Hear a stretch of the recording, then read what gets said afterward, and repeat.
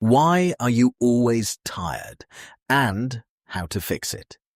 In 1963, a 17-year-old named Randy Gardner decided to stay awake for as long as humanly possible. No caffeine, no drugs, just raw willpower and a science fair project that got way out of hand. By day 3, he couldn't focus his eyes. By day 7, he was hallucinating, convinced a street sign was a person. By day 11, he'd forgotten how to do basic math and couldn't remember what he'd said 30 seconds earlier. 11 days without sleep nearly took his mind apart, which raises a strange question.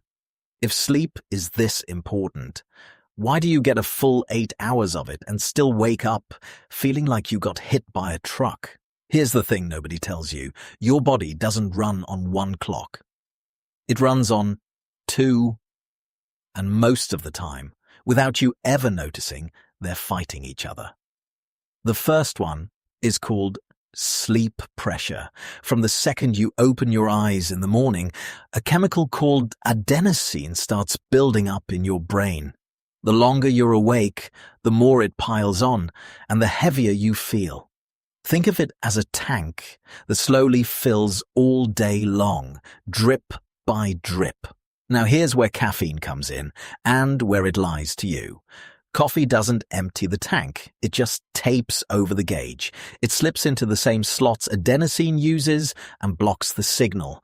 But the adenosine is still there, still piling up behind the tape, which is exactly why. The moment the caffeine wears off, all that built-up exhaustion hits you at once. That 3 p.m. crash? That's the tape peeling off. The second clock is your circadian rhythm. It's a 24-hour cycle that decides when you should feel awake and when you should feel sleepy. And it's controlled by a tiny cluster of cells in your brain that answers to one thing above all else: light. When these two clocks line up, you feel unstoppable. When they don't, you feel exhausted, foggy, and irritable, even after a full night's sleep. And modern life, it's practically designed to knock them out of sync. For 200,000 years, humans set their clocks by the sun. Bright light in the morning, darkness at night. Simple. Your body still runs on that ancient deal, and it has no idea the deal ever changed. Then we invented artificial light. And here's the problem. Your brain genuinely can't tell the difference between the sun and the glowing screen 6 inches from your face. At night, your brain is supposed to release melatonin, the hormone that tells your body it's time to shut down. But blue light from your phone shuts that process off. You're basically standing in your bedroom screaming, "It's noon," at your own brain. So you fall asleep later, sleep more shallowly, and wake up feeling cheated. Scientists have a name for the gap between your body's clock and your actual schedule. They call it social jet lag.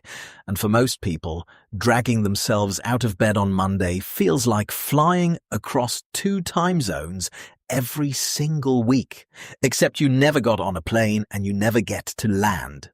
Okay, so you fix the light, you get to bed on time, 8 hours. You should feel amazing, right? Not necessarily, because here's the part almost everyone gets wrong. Sleep isn't one long block. It's a series of 90-minute cycles, and each one moves you through light sleep, deep sleep, and REM. Over and over, 4 or 5 times a night.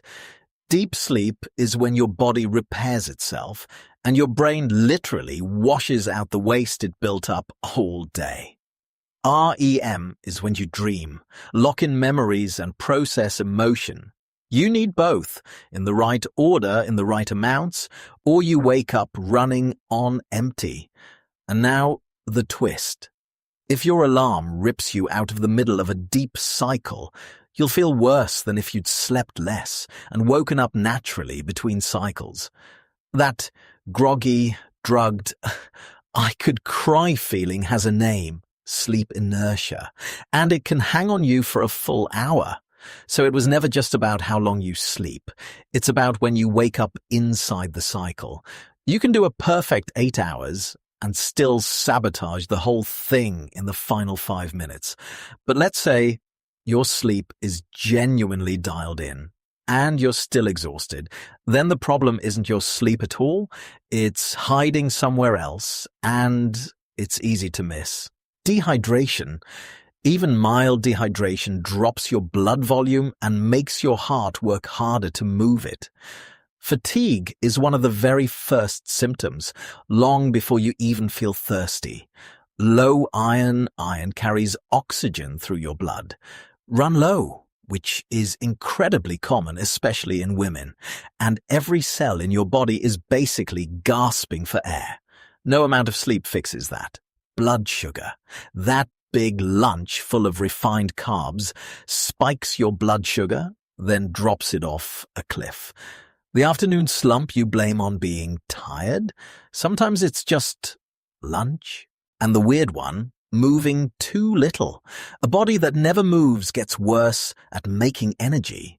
So being tired makes you rest, and resting makes you even more tired. It's a trap that feeds itself, and most people are stuck deep inside it without realizing.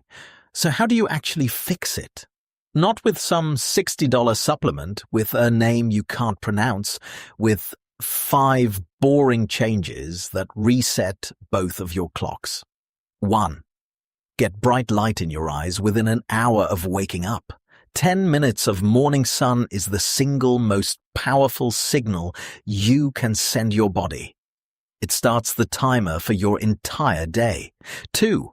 Kill the screens 60 to 90 minutes before bed. Let the melatonin do its job. If you have to look at something, make it dim. 3. No caffeine after about 2 p.m.